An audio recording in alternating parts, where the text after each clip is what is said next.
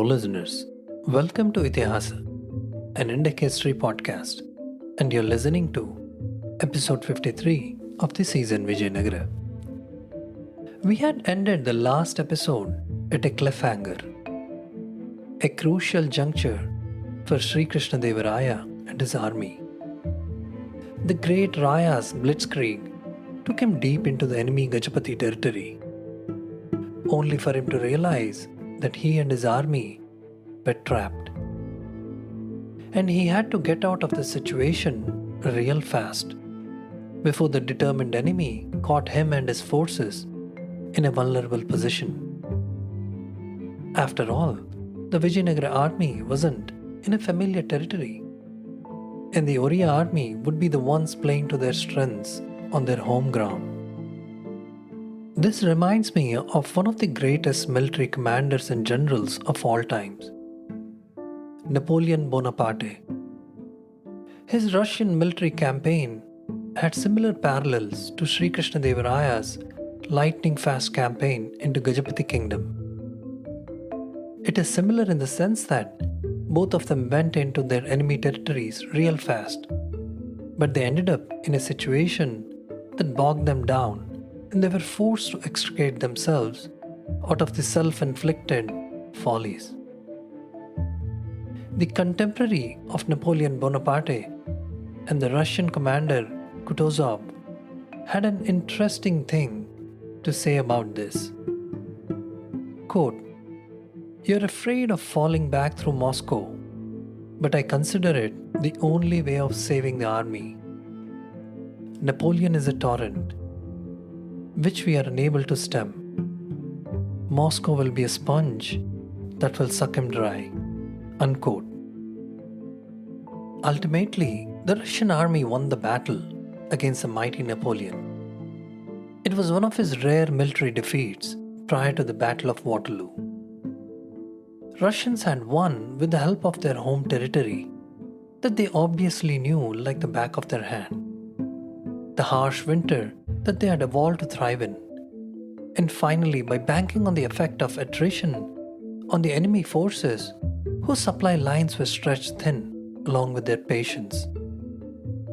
Now that we fully understand the grave situation Krishnadevaraya and his army are in, let us switch to the perspective of his enemy, Prataparudra Gajapati, and see what was happening in his court.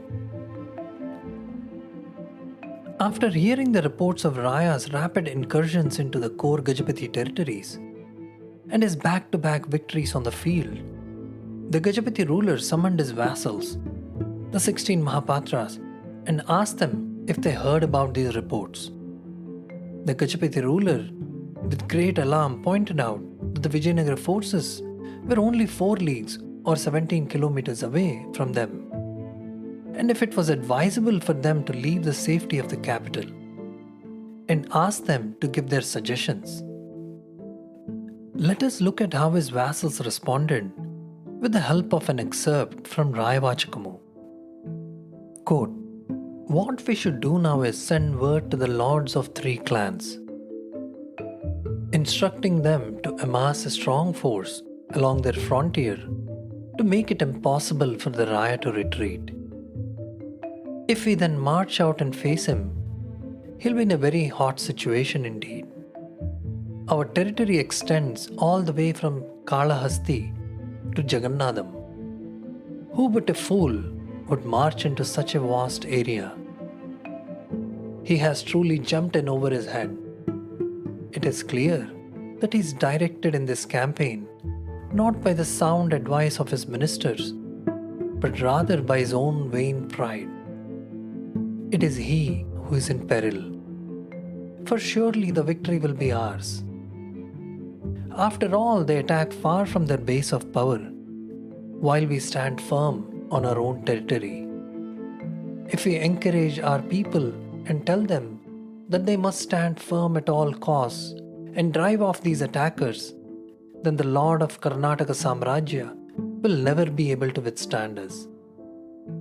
So tomorrow morning, our Lord, give pan to the horsemen and troops and tell them to prepare themselves for the battle. If you then take the royal insignia and retire to some high place with a good view, all that will remain for you to do is to sit and enjoy the spectacle. When the 16 of us appear on the battlefield, the Raya will turn and flee. We will capture his treasury, his elephants and horses, and his highest ranking chiefs, and we shall bring them to you in person." Unquote. By the time the 16 Mahapatras had finished swearing their oaths in the most bombastic manner, the Gajapati was clearly relieved, and he presented his vassals with the 7 most worthy gifts of gold necklaces, pearl earrings, shirts, sashes, musk and pan, all in token of his affection. After this, the Gajapati king makes an inspiring speech, and moved by his speech, the vassals replied together saying, quote, "Lord Jagannatha watches over everything, as you shall see for yourself tomorrow morning. We shall come at sunrise, prepared for battle, and you, our Lord, must come prepared for victory." Unquote. Kamalana Bhaiya, the Sthanapati or the ambassador of Vijayanagara at the court of the Gajapati, had witnessed this scene from start to finish. So he immediately set about writing a painful letter to inform the Great Raya of the enemy's strategy.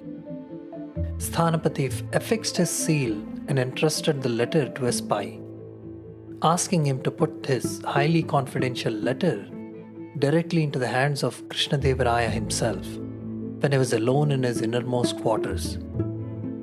Sometime early in the morning before dawn, the spy arrived at the king's camp and handed over the letter. As Krishnadevaraya read the letter in silence, he became deeply worried and his mind began racing. Quote, "Their strategy totally foils our plans," he thought. "In fact, the whole campaign is quickly becoming a disaster. Damn, this is what I get for making light of Thimmarazu's advice." Unquote. Thimmarasu here being Salva Thimmarasu, his loyal chief minister. The undefeated Raya finally feels a sense of helplessness, probably for the first time as an emperor, and softly exclaims, quote, "Surely we are all doomed to die in this mess, since the 16 Patras never say one thing only to do another. No, they will certainly be able to do whatever they have promised. We have fallen into the enemy's net, and there is no way out for us now." Unquote. Krishnadevaraya was so worried that he could not stand still, so he began pacing back and forth. When his troops saw their emperor in such an agitated state, they began crowding together and whispering nervously among themselves. Disorder spread rapidly throughout the camp, and many of the men began to feel terrified. Krishnaraya tried to regain his composure by walking around the camp under the pretense of giving a lamplight audience to his men. But still, there were murmurs throughout the military camp. Quote, "As soon as the sun is up, the Gajapati force will fall on our camp," unquote, whispered one soldier to another. Quote, "If that's what happens, there'll be no possible way for us to withstand the attack. If only he would listen to Thimmarasu even now, there might still be a way to save us from this disaster." Unquote. Panic reigned throughout the camp, among young and old, and even among the cavalry. When he realized the extent of their fear, Krishnaraya hurried off to Salva Thimmarazu's tent. Thimmarasu noticed the emperor approaching, and to keep the people who were with him from realizing that the king was coming, he pretended he was going out and told them to go back to their tents.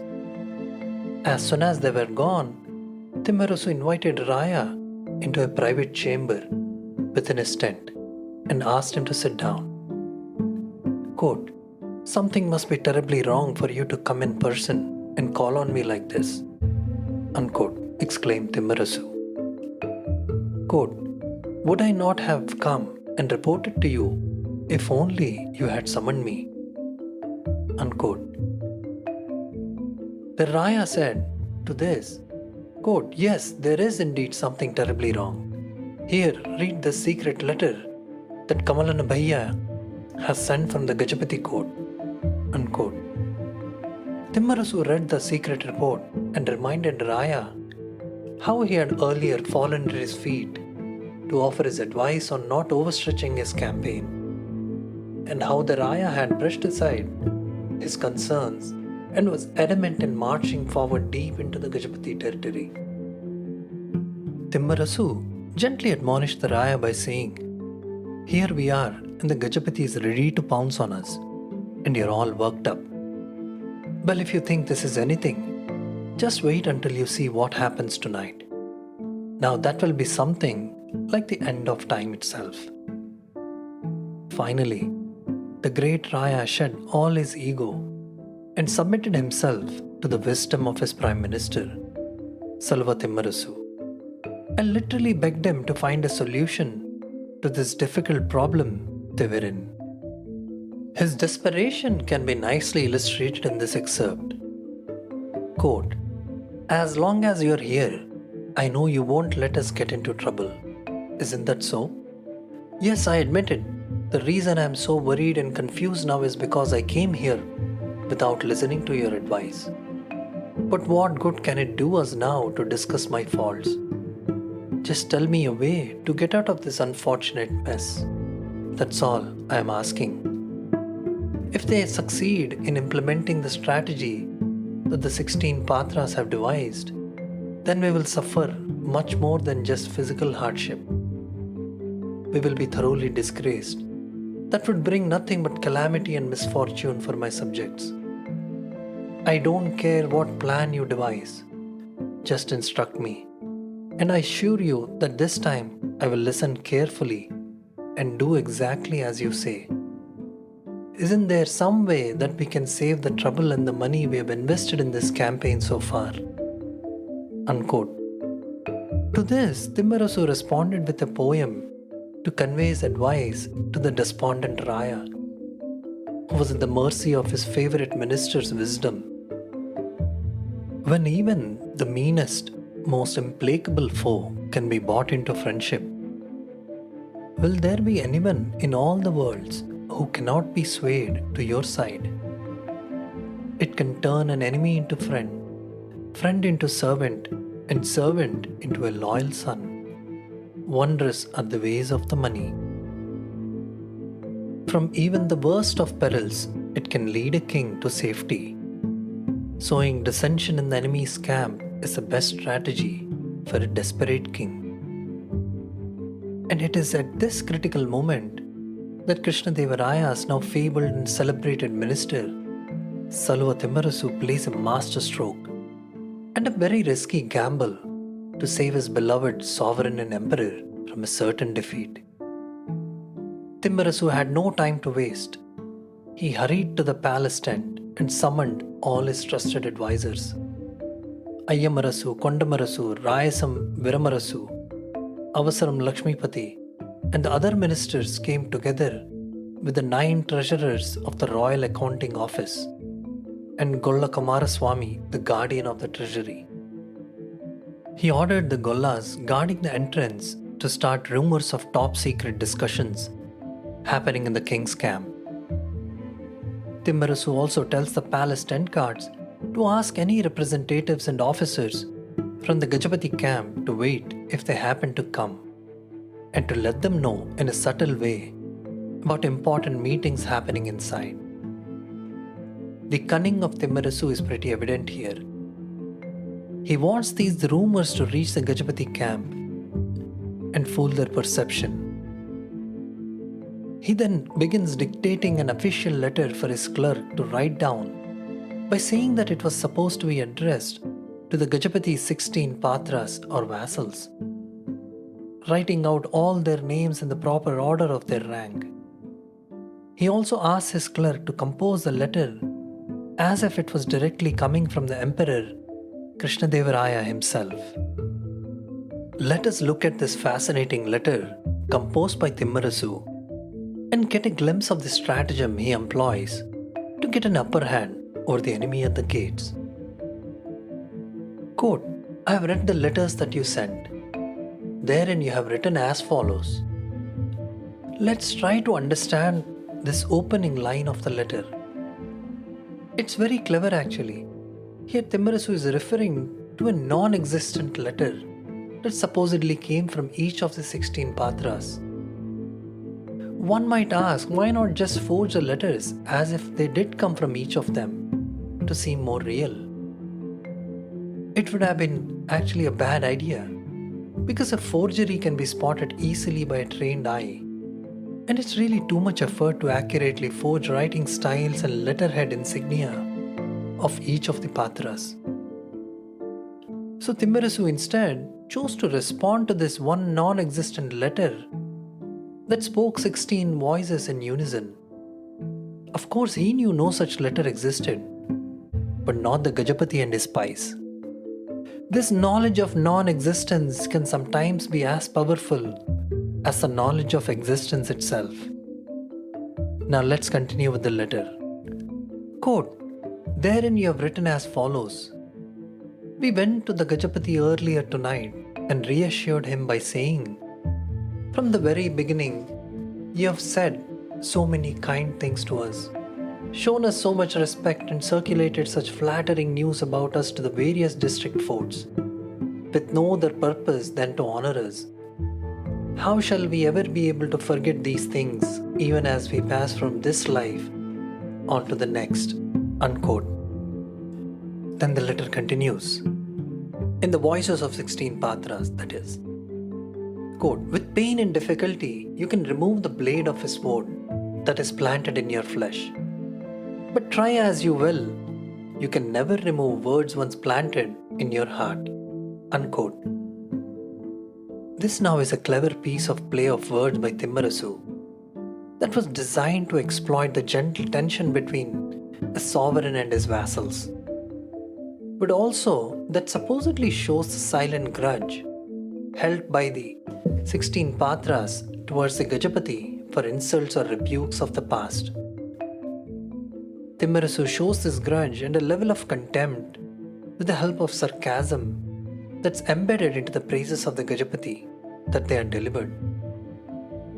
With this, Thimmarasu strikes directly at one of the insecurities of the Gajapati, which had to do with his vassals. Let's continue with the letter. Quote, now that his fears have been put to rest, we are ready to carry on with our plan. Tomorrow morning, as we march out to battle against your camp, we will seize him and hand him over to you. All we request, in turn, is that you give us the jewels and ornaments you wear. We would like your silver butter lump necklace, the parrot necklace made of the 9 jewels, your necklace of lapis lazuli, your diamond-studded gold chain, your emerald bracelet, the string of Hormuz pearls, your sapphire crown, your diamond-studded belt, your ruby necklace, your pearl anklets, your diamond armlets, your great pearl-encrusted broadsword, your lion mask inlaid with the 9 gems, and your pearl ring. If you send us these and the rest of your 16 royal ornaments, coming to a value of 64 lakhs, then you may be rest assured that we will carry out our part of the agreement in a way that is to your complete satisfaction. Unquote. This is a fascinating part of the letter, as there is such rich information about the royal ornaments worn by Sri Krishnadevaraya at the time. Remember, I told you in the beginning that this letter to the 16 Patras was crafted by Thimmarasu in a way that it makes it seem the Emperor of Vijayanagara himself was writing this to the co-conspirators on the other side.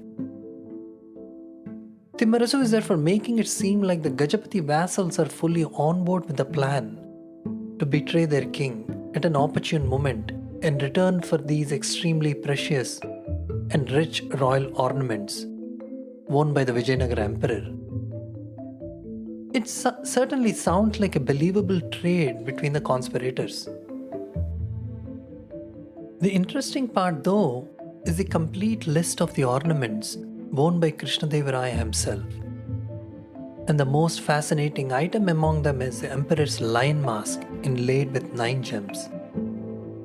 This studded lion mask, in my opinion, is either a ceremonial ornament or maybe it was an utilitarian item that Krishna Raya wore on the battlefield as part of his full regalia. Maybe it protected his face like a helmet against sharp objects and shrapnel from the explosive artillery. Continuing on with the letter, Thimmarasu writes, quote, "Thus you had written, I am accordingly sending you these 16 ornaments worth 64 lakhs exactly as you have requested. Take whatever ornaments you want and enjoy them. I trust that you shall in turn honor my request and send the captive to me." Unquote.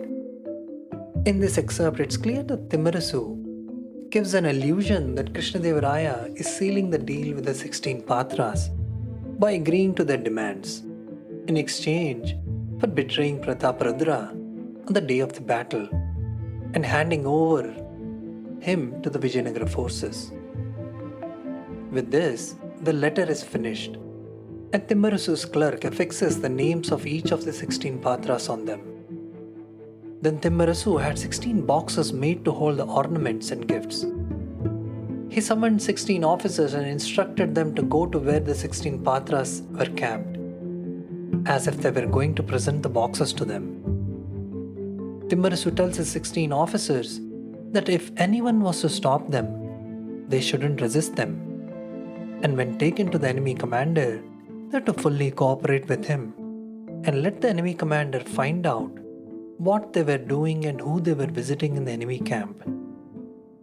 Meanwhile, Subuddhi, the officer who had been sent by the Gajapati to keep him updated of all that was happening, learned that Vijayanagara officers were secretly proceeding towards the Gajapati's camps with 16 boxes, and he hurried to write up a message about this to warn Prataparudra.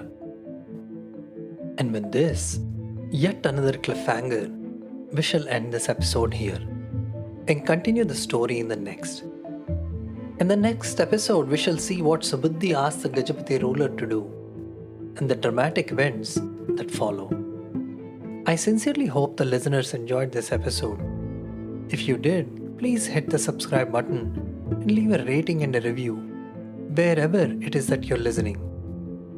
A huge thank you for taking the time to listen to the show. I hope to see you soon in the next episode. Till then, this is Narendra Vikram, your host and narrator, signing off. Hope you have a great week ahead.